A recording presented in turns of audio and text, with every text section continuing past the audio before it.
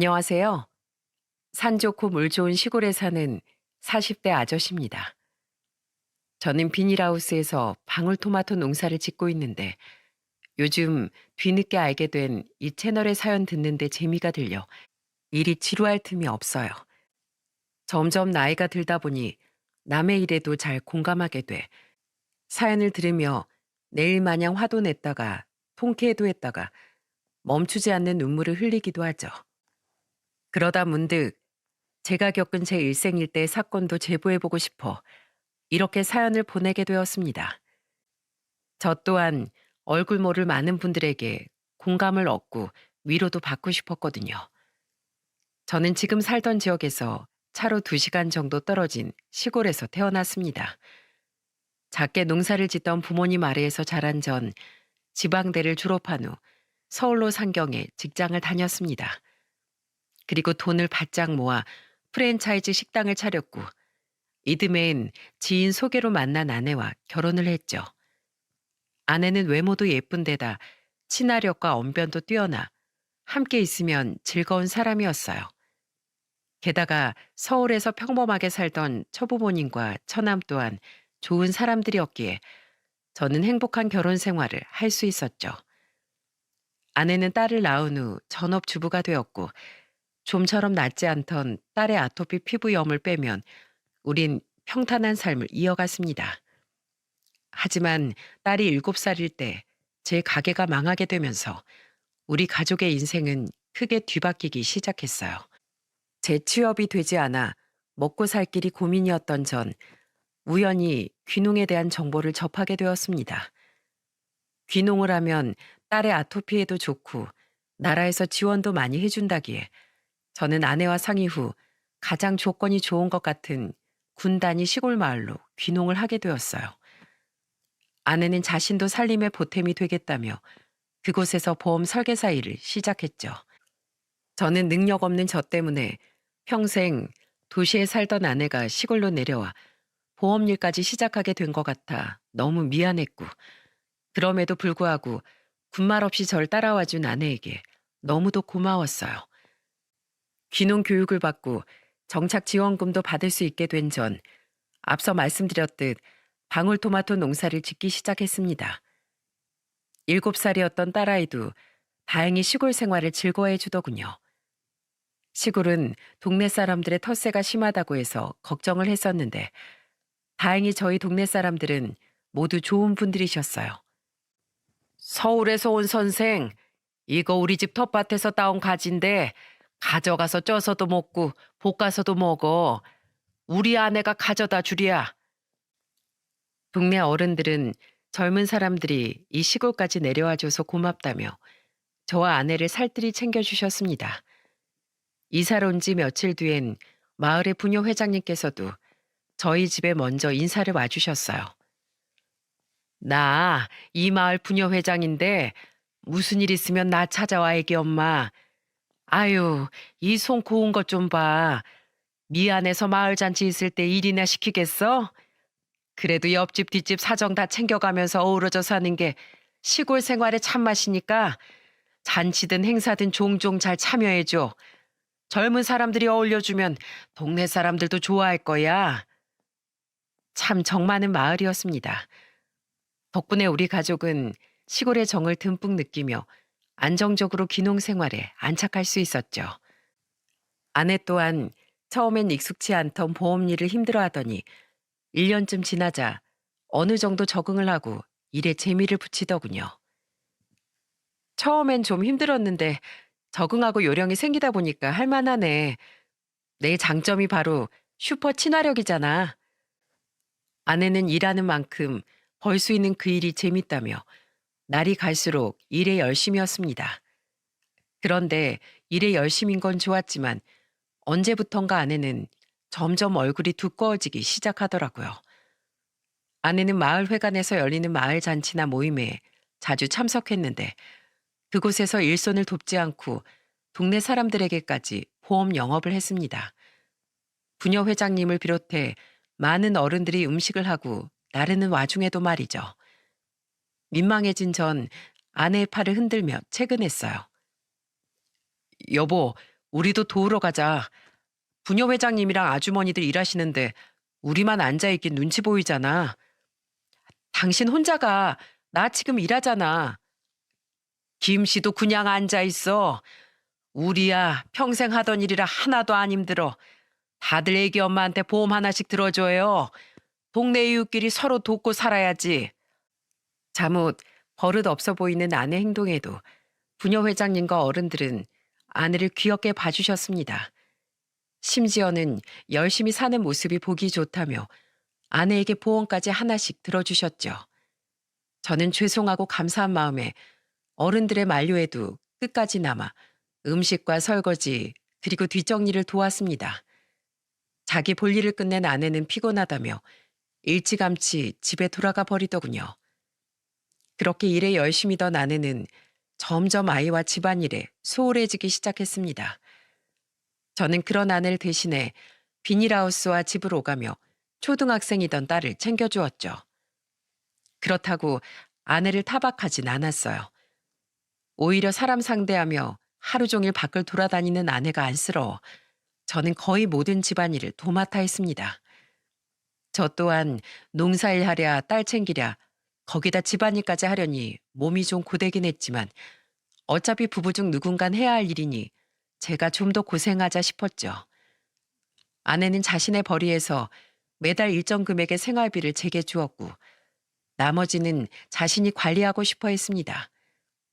아이도 있는 부부끼리 따로 돈 관리를 해야 하나 싶긴 했지만 저를 따라 귀농까지 하고 고생하는 아내에게 미안하고 고마운 마음이 컸던지라 아내의 뜻을 존중해 주었어요.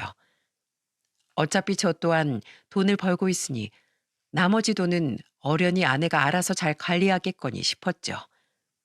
그런데 아내는 그 돈으로 사치를 부리기 시작했습니다.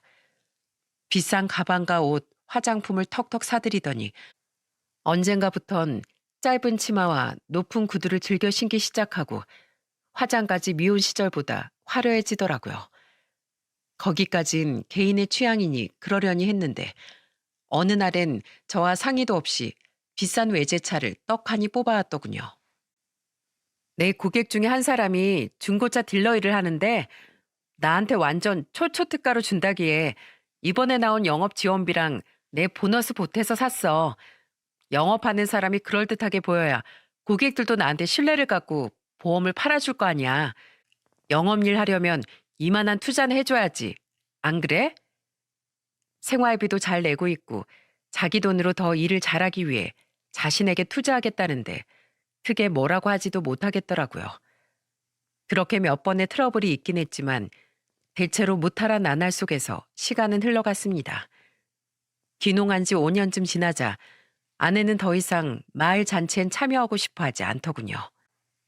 요샌 왜 마을 모임에 안 가려고 해? 예전엔 내가 집에서 쉬라고 해도 부득부득 참여하더니. 그냥 그땐 사람들이랑 빨리 친해지려고 했던 거지. 이제 웬만한 사람들은 다 알잖아. 그럴 시간에 고객 한 명이라도 더 만나서 돈 버는 게 더 좋아. 아내는 일하는 시간과 월급은 비례한다며 쉬는 날에도 고객들을 만나러 집을 나가는 일이 잦았어요. 엄마 보내는 시간이 거의 없던 딸은 점점 아빠인 저만 찾곤 했죠. 그래도 전 아내가 가족의 미래를 위해 열심히 일하고 있다는 생각에 아내를 힘들게 만들고 싶지 않아 딸에게 아내 몫까지 더 잘해주려고 노력했습니다. 하지만 제가 바보였던 거죠. 저는 밖으로만 도는 아내를 조금이라도 더 의심했어야 했던 거예요. 아내의 엄청난 민낯은 어느 날 예고도 없이 제게 모습을 드러내게 되고 말았죠. 위에 대화를 나눈 지 얼마 되지 않은 어느 날이었습니다. 저는 농사에 필요한 물품들을 사러 시장에 갔었어요. 차를 세워두고 슬렁슬렁 시장 바닥을 걸어가고 있는데 맞은편에서 익숙한 얼굴이 보이더군요. 부녀 회장님, 시장 보러 오셨어요? 그 사람은 바로 저희 부부를 많이 도와주셨던 마을 부녀 회장님이었습니다. 반가운 마음에 저는 손을 크게 흔들며 부녀 회장님을 불렀어요. 그런데 그 순간 굉장히 황당하고 당황스러운 일이 벌어지고 말았죠. 부녀 회장님, 갑자기 왜 이러세요? 부녀 회장님은 절 보자마자 험악한 표정으로 돌변해 제게 달려오시더군요. 그러더니 다짜고짜 제 멱살을 잡고 마구 흔들기 시작한 겁니다. 그리고 이어진 부녀 회장님의 말은 저에게 상상도 못할 충격을 안겨주었어요. 안 그래도 내가 김씨 찾아가려고 했는데 아주 잘 만났네. 요즘 김씨네 집안 때문에 동네 분위기가 말이 아니야. 김씨 아내가 동네 물을 다 흐려놓고 있어. 눈웃음 살살 치면서 마을 남자란 남잔 다 꼬여내서 돈을 뜯어내고 다닌단 말이야. 내 남편도 김씨 아내한테 홀라당 넘어가서 나 몰래 그 비트코인인지 뭐시기에 3천만 원이나 투자했대. 딱 봐도 사기 아니야? 투자만 하면 무조건 이자 50% 챙길 수 있는 일이 세상에 어디 있어? 내가 우리 아들한테 물어봤더니 아들도 말도 안 되는 얘기라고 분명 사기일 거라고 하더라. 그러고 보니 김 씨도 알고 있었던 거 아니야? 부부끼리 사기친 거지? 네? 비트코인이요? 부녀 회장님, 죄송한데 저 지금 부녀 회장님이 무슨 말씀 하시는 건지 하나도 모르겠어요. 제발 우선 진정 좀 하세요. 네? 당황스러웠어요. 갑작스럽게 비트코인은 무슨 말이고 또 동네 남자들을 꼬여냈다는 건 무슨 황당한 소리랍니까? 제 말에 부녀 회장님은 저를 의심스러운 눈초리로 바라보며 이렇게 말씀하시더군요. 정말 모른다고? 김씨 아내가 옆편 애들은 쏙 빼고 동네 남자들만 골라서 자기한테 들어준 보험 때문에 할 말이 있다고 몰래 불러냈다더라. 그런데 불러서 보험 이야긴 전혀 않고 무슨 요상한 전문 용어들을 써가면서 비트코인이라는 거 아냐고 묻더래. 그리곤 곧 자기가 아는 비트코인이 상장될 건데 그게 대박이 날 거라면서 같은 동네 사람이니 좋은 마음으로 정보를 공유해주고 싶다고 하더라는 거야. 그러면서 자기 통해서 1년만 돈을 투자하면 수익을 50%나 나게 해준다고 했대. 그것도 은근슬쩍 오빠 오빠 거리면서 은행 이자가 3%도 안 되는데 언제까지 힘들게 농사 짓고 살 거냐고. 자기한테 딱 1년만 맡기면 어마어마하게 돈을 불려준다고 그 뱀 같은 새치열을 살살 굴려댔다더라. 그냥 1년짜리 고금리 예금 든다고 생각하라면서 말이야. 뉴스 보면 연예인이고 국회의원이고 다 아는 비트코인을 내 남편이라고 못할 건 뭐가 있냐면서 은근슬쩍 눈웃음을 치는데 그 등신 같은 인간은 얼굴도 예쁘장한 여자가 애교로 살살 녹이니까 껌뻑 넘어가던 거지. 그런데 1년이 지난 지 2달이 넘었는데도 돈을 안 돌려줬다는 거야. 나한테 말하기 무섭고 답답은 하니까 동네 남자들끼리 모여서 술을 먹다가 고민 상담을 한 모양인데 거기에 우리 집 양반이랑 똑같이 자네 아내한테 돈을 투자한 사람들이 몇이나 있던 거지. 뭔가 큰일 난 것 같으니까 그제야 그 인간이 나한테 와서 다 털어놓은 거야. 내가 딱 들으면 모르겠어? 뭣도 모르는 시골 촌놈들한테 미인계를 써서 돈 뜯어간 거잖아. 내가 안 그래도 오늘 저녁에 자네 아내한테 쫓아가서 따지려고 했는데 여기서 이렇게 자네를 먼저 본 걸세. 근데 자넨 정말 몰랐나? 한 채 거짓도 없는 거야? 어안이 벙벙했어요. 여러분도 비트코인이라고 들어보셨죠? 한창 뉴스에도 많이 나왔던 우리나라에선 화폐 가치로도 잘 인정 안 해주는 가상화폐 말이에요. 관련 사기 범행도 많았던지라 기사에도 자주 등장했었죠. 그러니까 부녀 회장님의 말은 제 아내가 바로 그 비트코인으로 투자 수익을 얻게 해주겠다며 아무것도 모르는 마을 남자들에게 돈을 뜯어갔다는 거였습니다. 말로만 듣던 비트코인 투자 사기였죠. 저는 부녀 회장님의 말을 온전히 받아들이기가 힘들었습니다. 아내가 아무리 사칠했다고 한들 10여 년을 믿고 함께 살아온 제 아내가 사람들에게 사기를 치고 다녔다는 사실이 도저히 믿어지지 않았죠. 부녀 회장님, 우선 저도 이게 어떻게 된 일인지 모르겠는데 설마 제 아내가 동네 분들에게 사기를 치고 다녔겠어요? 내 말이 그 말이야. 우리가 김씨네 가족한테 얼마나 잘해줬는데 이렇게 우리 뒤통수를 치냐고. 사기가 아니면 그 돈을 왜 안 돌려주는데? 말이 안 되지 않나? 그러니까 우선 제가 먼저 어떻게 된 일인지 알아볼게요. 그때까지만 조금만 시간을 주세요, 부녀 회장님. 제발 이렇게 부탁드릴게요. 여전히 의심스러운 눈초리였지만 부녀회장님은 감사하게도 한 발 물러나 주시더군요. 저는 부녀회장님께 감사하다고 말하곤 집으로 달려갔습니다. 그리곤 딸을 차에 태우고 2시간 거리에 있는 부모님의 집으로 향했죠. 한동안 집에 무슨 일이 생길지 모르니 우선 딸부터 챙겨야겠다고 생각했거든요. 연락도 없이 어쩐 일이야? 어머니, 아무것도 묻지 마시고 당분간 유정이 좀 맡아주세요. 아직 방학도 많이 남아서 학교도 안 가도 되니까요. 다급해 보이는 제 말에 어머니는 걱정을 감추지 못하셨습니다. 저는 죄송스러운 마음으로 딸을 부모님 집에 맡기곤 집으로 돌아왔죠. 그날 저녁 집에 돌아와 딸을 찾는 아내에게 저는 이렇게 둘러댔습니다. 애가 할머니 할아버지 보고 싶다고 하도 노래 불러서 아까 부모님 집에 데려다 줬어. 그래? 잘 됐다. 집에 애도 없는데 나도 내일은 일 끝나고 오랜만에 친구들 만나서 술이나 실컷 마시고 들어올까 봐. 그래도 괜찮지? 아내는 콧노래를 부르며 잠자리에 들었습니다. 그리고 다음 날 저는 출근길에 나선 아내의 뒤를 몰래 밟기 시작했어요. 혹시 아내가 제 차를 알아챌지도 모르니 전날 저녁 미리 빌려서 집에서 멀리 주차해둔 렌트카를 끌고 말이에요. 그리고 아내의 뒤를 밟은 그날 저는 아내의 끔찍한 실체를 전부 목격하게 되었습니다. 근처 시내까지 차를 끌고 나간 아내는 카페로 들어가 한 남자를 만나더군요. 저 또한 근처에 차를 대고 눌러쓴 모자를 거의 코까지 내린 채 카페로 들어가 2사람의 근처에 자리를 잡았습니다. 그리고 몰래 남자의 얼굴을 확인했는데 그 남자는 읍내에 있는 세탁소 사장님이더라고요. 2사람은 대화를 시작했는데 부녀 회장님에게 듣던 것처럼 정말로 아내는 세탁소 사장님에게도 비트코인 투자를 권유하고 있더군요. 자, 이거 유정 엄마 선물이야. 어머, 화장품이네요. 고마워요, 박 사장님. 잘 쓸게요. 고맙긴. 그 큰 돈을 벌게 해준다는데 이 정도야 내가 얼마든지 해줄 수 있지. 근데 정말 확실한 거지? 1년만 딱 투자하면 50%나 수익 난다는 거? 그렇다니까요. 제가 동네 사람들에게 사기라도 치겠어요. 요새 뉴스에도 비트코인에 대해서 많이 나오잖아요. 다 수익이 있으니까 사람들이 너도 나도 비트코인에 뛰어드는 거죠. 저도 이미 많이 투자했어요. 그래서 돈은 가지고 오셨죠?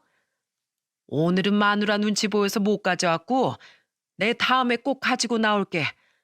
오늘은 내가 고마워서 유정 엄마 맛있는 밥이나 사주려고 불렀지. 나중에 돈을 불려서 우리 집사람 보여주면 아마 입이 귀에 걸릴 거야. 사장님이 좋아하시니까 저도 좋네요. 제가 진짜 박 사장님이 친오빠 같아서 이렇게 좋은 정보 드린 거 알고 계시죠? 저한테 보험 3개나 들어주신 보답 이렇게 하는 거예요. 에이, 기분이다. 제가 앞으로 친오빠 대하듯 그냥 오빠라고 불러드릴게요. 충격적이었어요. 아내는 한 번도 본 적 없는 애교 어린 표정으로 세탁소 사장님에게 오빠라고 부르고 있더라고요. 가뜩이나 언변도 화려했던 아내가 작정하고 그렇게 살살 사람을 꼬셔대니 기분이 좋아진 세탁소 사장님은 가진 전 재산이라도 당장 투자금으로 내놓을 기세였죠. 아내가 평소에 어떻게 고객을 그렇게 많이 유치할 수 있었는지 알 것 같아 저는 더더욱 참담한 기분이 들었습니다. 아내의 저 말이 사기든 아니든 눈앞의 아내는 마치 제가 알던 사람이 아닌 전혀 다른 사람인 것 같았어요. 아내는 세탁소 사장님과 백반집을 들어갔다 나온 후 헤어졌고 저는 계속해서 아내의 뒤를 밟았습니다. 아직까지 아내가 마을 사람들에게 정말로 사기를 치고 있는 건지 확인하지 못했으니까요. 그리고 아내가 향했던 2번째 행선지에서 저는 굉장한 배신감과 마주할 수밖에 없었죠. 아내는 차를 끌고 옆 지역 시내까지 넘어가더군요. 그곳은 아내가 주로 보온 고객들을 만나던 지역이었죠. 저는 주차장에 차를 세우고 나온 아내의 뒤를 따라갔는데 아내는 길거리에서 저와 동년배로 보이는 한 남자를 만났습니다. 그리고 뒤 이어진 아내 행동에 저는 뒤로 나자빠질 뻔하고 말았어요. 오래 기다렸지, 오빠? 그 늙은이가 갑자기 밥을 사준다고 해서 말이야. 아내는 아주 자연스럽게 그 남자의 팔짱을 끼더군요. 마치 다정한 부부나 연인처럼 말입니다. 아내가 사기를 치고 있는 건지 확인을 하려고 했지. 아내가 바람을 피우고 있을 거라곤 꿈에도 생각지 못했던 전 배신감에 손이 덜덜 떨리더라고요. 그 와중에도 저는 우선 증거를 남겨놔야겠다는 마음으로 사진을 찍었는데 제가 보고 있는 줄은 꿈에도 모르고 그 둘은 다정하게 걸으며 이야기를 나눴어요. 저는 들키지 않게 모자로 얼굴을 가리고 천천히 뒤따라 걸었습니다. 괜찮아. 이혼해서 가족도 없이 혼자 사는 이혼남이 남는 게 시간인데 뭘. 오늘 네가 늦게까지 같이 있을 수 있다고 해서 하루 종일 시간 빼놨어. 그래서 돈은 받아냈어? 얼마나 투자한다고 하디? 몰라. 다음에 가지고 나온다고 돈도 안 주고 밥만 사주고 갔어. 시간 아깝게 진짜. 오빠 오빠 해주니까 지가 진짜 나랑 친해지기라도 한 줄 아나 봐. 그리고서 고작 사준다는 게 고등어 백반이더라. 나 솔직히 생선도 별로 안 좋아하는데 비린내 참느라 혼났어. 나 밥 깨작깨작 먹어서 벌써 배고파. 우리 밥 먹으러 가자. 그래. 그럼 우리 여왕님이 좋아하는 파스타 먹으러 갈까? 구역질이 나올 것 같았습니다. 내 아내가 다른 남자와 시시덕거리는 모습을 보는 일은 생각보다 더 고역이었어요. 저는 역겨운 마음을 꾹 참고 그들이 들어간 양식집에 뒤따라 들어갔죠. 그때도 이미 아내에 대한 제 믿음은 바닥이 난 상태였습니다. 그곳은 식사를 함께 파는 와인바였는데 조명이 어두웠기에 저는 조금 마음을 놓고 그들의 뒷좌석에 자리를 잡을 수가 있었어요.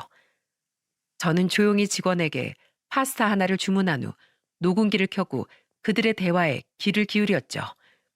저는 그 대화에서 예상보다 더 어마어마한 진실을 들을 수 있었습니다. 차를 끌고 온 아내는 와인까지 주문해서 그 남자와 사이좋게 나눠 마시더군요. 오늘은 둘 다 차 두고 근처에서 자고 가자, 오빠. 난 술 깨고 집에 들어가면 되니까. 오늘 정말 외박해도 괜찮아? 네 남편이 뭐라고 안 해? 이미 친구들하고 술 진탕 마시겠다고 밑밥 깔아놨지. 아, 이렇게 눈치 보고 사는 것도 조금 있으면 다 끝이다. 얼른 오빠랑 같이 살고 싶어. 2년 전 내 고객이었던 오빠를 따라서 비트코인 투자 설명회에 갔던 건 내 인생의 신의 한 수였던 거야. 오빠 아니었으면 내가 이런 큰 돈을 언제 만져봤겠어? 우린 정말 천생연분이야. 투자자를 유치하면 한 명당 30%를 챙겨준다는 그 말이 정말 달콤했지. 우리도 처음엔 정말로 그 회사가 상장만 하면 어마어마한 수익을 낼 거라고 믿었잖아. 만약에 잘못돼도 자기들이 다 책임진다고 했고. 확실히 그런 설명하는 사람들은 말빨이 남달라. 안 그래? 맞아. 그래서 나도 내 보험 고객들한테 엄청 투자 권유하고 다녔잖아. 오빠도 오빠 지인들한테 투자금 엄청 챙겼고. 그래서 우리도 수수료 엄청 챙겨 먹었지.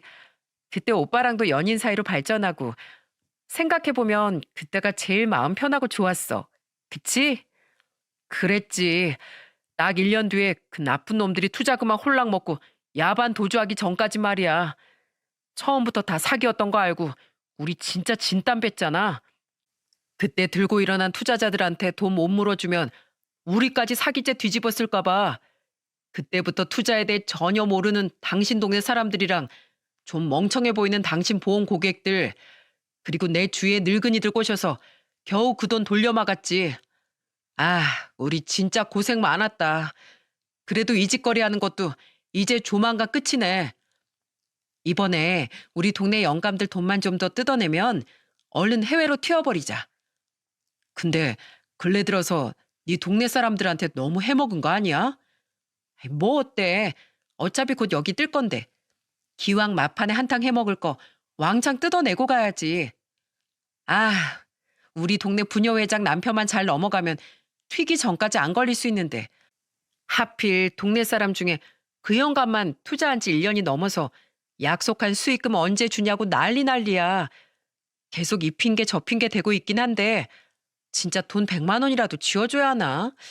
주기 너무 아까운데. 충격적인 대화 내용에 저는 눈앞에 놓인 파스타를 단 한 번도 뜰 수 없었습니다.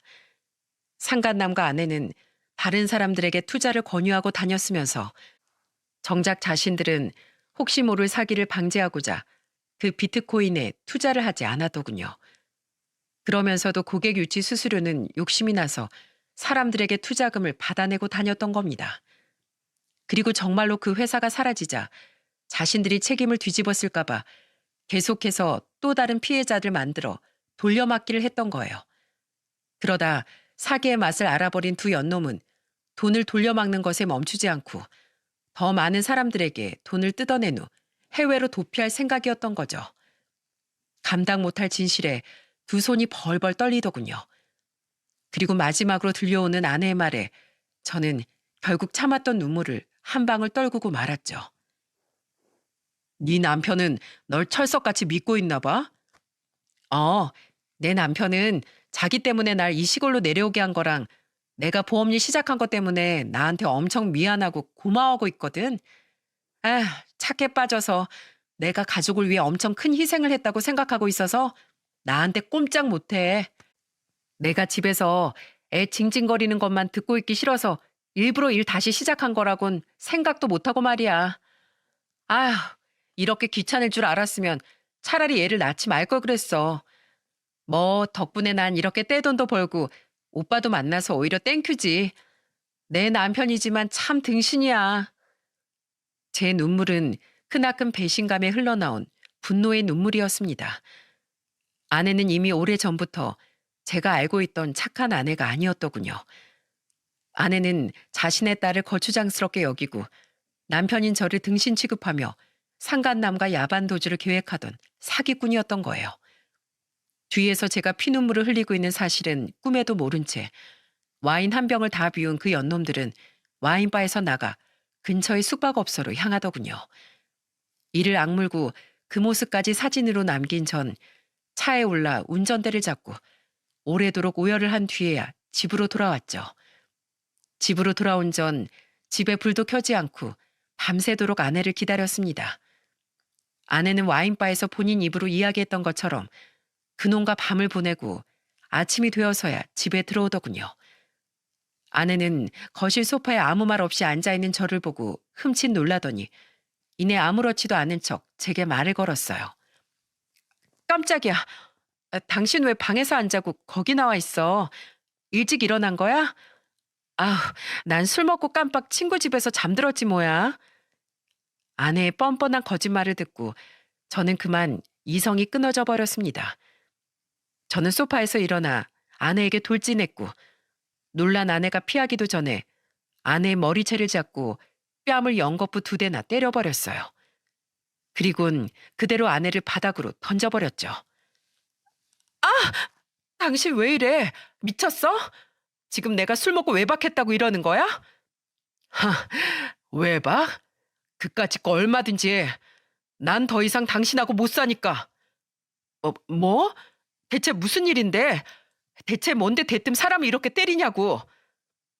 아내는 정말로 제가 모든 진실을 모를 거라고 생각했는지 아니면 끝까지 잡아떼려고 용을 쓰는 건지 제게 눈물까지 글썽이며 소리쳤습니다. 저는 그런 아내를 노려보며 더 큰 소리로 마구 고함을 질렀죠. 정말 몰라서 물어? 당신이 어제 세탁소 박 사장님 만나서 투자금 뜯어내려다 실패한 거, 당신이 어제 누구랑 와인을 마시고 당신이 어디서 잤는지 내가 모조리 증거로 다 보여줘?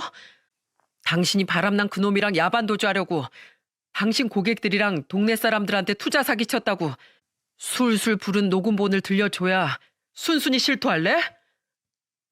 당신이 어떻게 그걸 알았어? 어제 하루 종일 당신 뒤를 밟았으니까 내 두 눈 두 귀로 당신 그 더럽고 추악한 실체를 다 보고 들었다고. 그러니까 아무것도 발뺌할 생각 마. 마지막으로 아내와 상간남이 숙박업소로 사이좋게 들어가는 사진을 아내 앞에 들이밀자 아내의 얼굴은 사색이 되었습니다. 아내는 납작 엎드린 일만이 살 길이라고 판단했는지 분노에 몸을 떨던 제 앞에 엉금엉금 기어와 무릎을 꿇고 싹싹 빌기 시작하더군요. 가증스럽게도 눈물까지 뚝뚝 떨구며 말이에요. 여보, 내가 잘못했어. 난 그냥 어떻게든 당신이랑 유정이랑 잘 먹고 잘 살아보려고 어떻게든 돈을 많이 벌고 싶어서 애썼을 뿐이야. 나도 처음엔 정말로 그 회사가 상장하고 투자자들한테 수익을 내줄 줄 알았어. 나도 엄연한 피해자인데 내가 괜히 사기꾼으로 몰려서 처벌받으면 너무 억울하니까 그래서 그랬던 거야. 나도 힘들었다고. 말이 되는 소리를 해. 나랑 유정이랑 잘 먹고 잘 살고 싶어서 그랬다고? 유정이가 귀찮아서 일부러 일 구해서 나간 거라며? 그리고 가족을 그렇게 생각한다던 여자가 바람이나? 그리고 피해자? 웃기고 있네. 어제도 사람들한테 사기쳐서 뜯어낸 돈으로 그놈이랑 도망갈 계획까지 세우고 있었으면서. 그건 할 말 없지? 당신 아주 질 나쁜 사기꾼이야. 내가 왜 잠도 안 자고 당신 기다렸는지 알아? 당신 끌고 당장 경찰서 가려고. 너 같은 여잔 콩밥 한번 제대로 먹어봐야 해. 이 동네 어른들이 우리를 얼마나 도와줬는데 은혜를 원수로 갚아? 우리가 함께 산 세월이 얼만데 그깟 돈이랑 욕정 때문에 남편하고 딸을 버려? 이 쓰레기 같은 여자야. 안 돼, 여보. 제발 나 신고하지 마. 내가 이렇게 빌게. 어? 당신이 지지라면 지질게. 피해자들한테도 돈도 다 돌려줄게. 모자란 돈은 내가 빚을 져서라도 메꿀 테니까 제발 신고만은 참아줘. 어? 우리 유정이 생각해봐. 유정일 범죄자 딸로 만들 수는 없는 거잖아. 여보, 제발 나 좀 살려줘.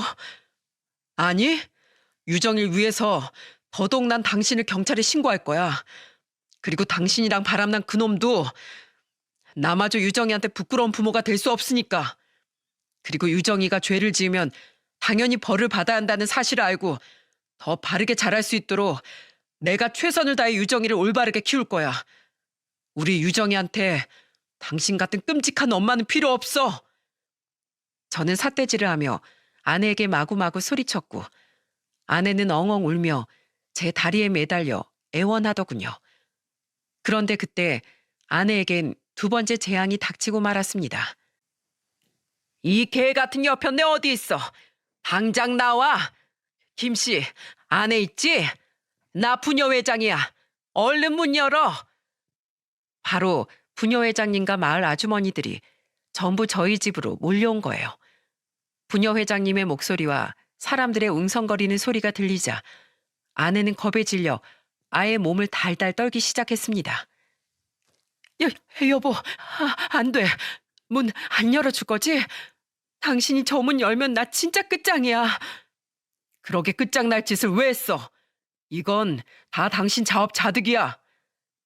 저는 그런 아내에게 콧방귀를 뀌곤 현관문을 활짝 열어버렸어요. 그와 동시에 문 앞에 있던 마을 사람들은 우르르 저희 집으로 몰려들어왔죠. 그중 제일 앞장선 사람은 바로 세탁소 사장님의 아내분과 부녀 회장님이었습니다. 이야, 너네 남편한테 어제 선물까지 받고 돈 가져오라고 시켰다며? 이 꼬리 9개 달린 여우가 감히 누구 남편 돈을 뜯어가려고? 이미 부녀 회장님한테 네 년이 하고 다닌 일을 다 들은 마당에 내 남편한테까지 오빠 거리면서 네가 꼬리쳤다는 말을 들으니까 분해서 내가 잠이 안 오더라. 김씨, 내가 김씨 말 듣고 김씨한테 연락 올 때까지 잠자코 있으려고 했는데 세탁소 박 사장 마누라 얘기를 들으니까 더 이상 승질이 나서 참을 수가 없어서 멍청한 남편 놈들 대신 피해당한 집 여자들 다 끌고 달려왔어. 저 여우한테 직접 따져 물으려고. 근데 밖에서 두 사람 싸우는 소리 다 들어버려서 시시비빌 따질 필요가 없네. 야, 이 찢어 죽여도 시원찮은 여편네야. 네가 감히 은혜도 모르고 마을 사람들 뒤통수를 쳐? 너 오늘 아주 날 잡자. 이 동네에 2번 다시 발 못 붙이게 만들어줄게. 아, 회장님, 잠시만요. 여보, 나 좀 살려줘. 아주머니들은 아내에게 달려들어 머리털을 다 뽑고 발길질을 했어요.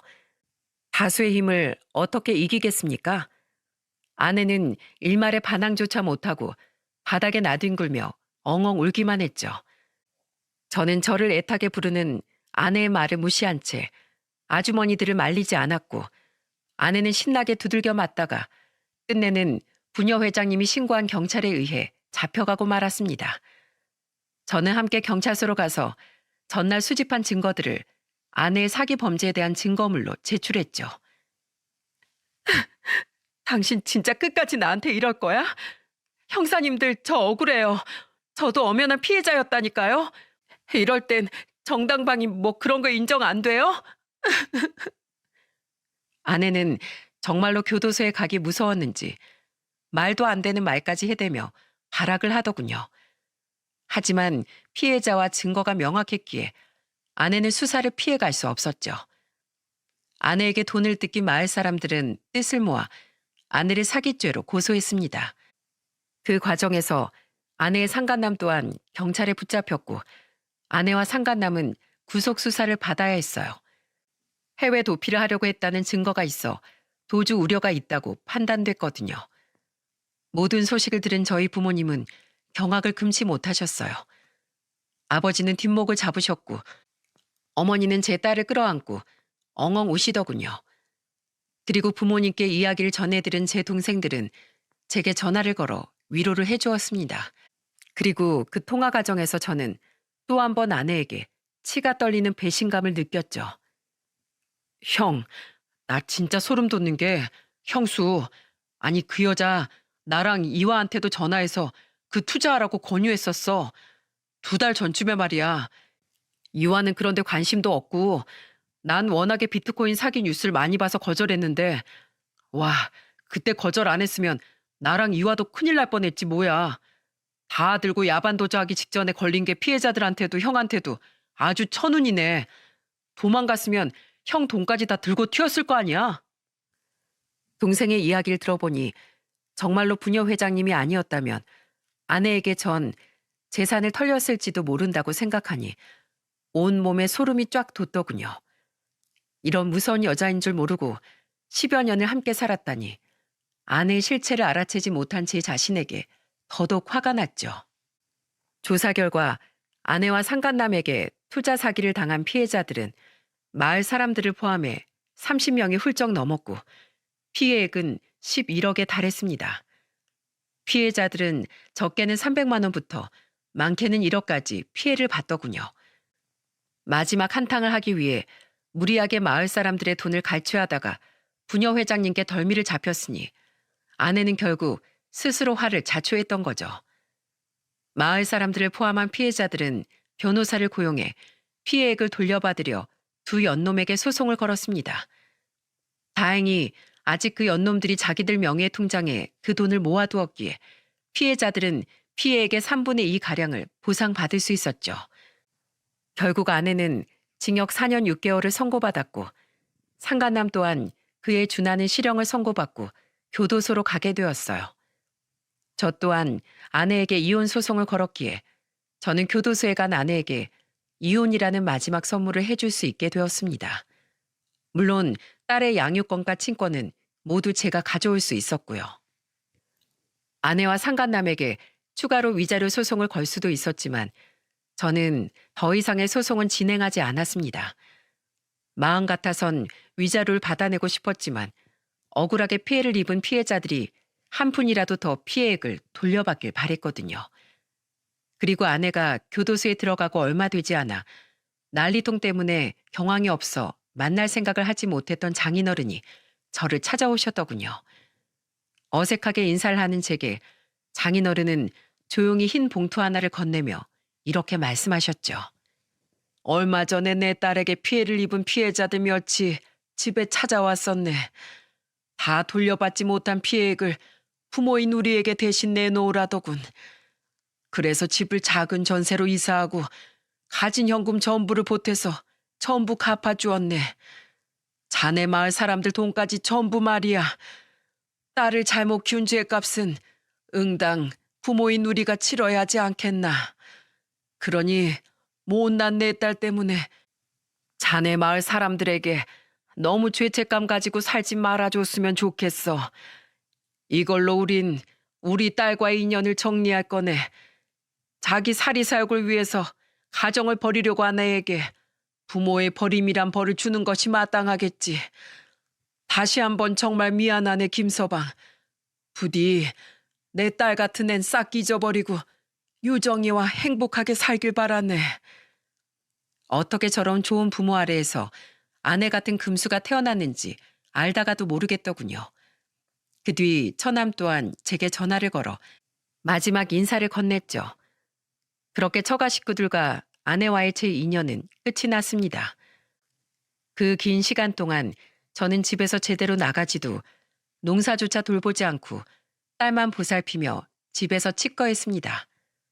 극도로 심한 우울증이 찾아왔었거든요. 동생들과 부모님이 걱정할까봐 우울증을 티내지도 못하고 애써 딸에게 밝은 모습을 보이려 노력했지만 딸은 제가 걱정됐던 모양이더군요. 모든 소송이 정리되고 얼마 지나지 않아 부녀 회장님이 절 찾아왔습니다.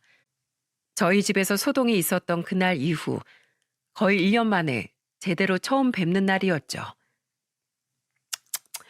애 키우는 아빠가 이렇게 매가리가 없었어야 되겠어?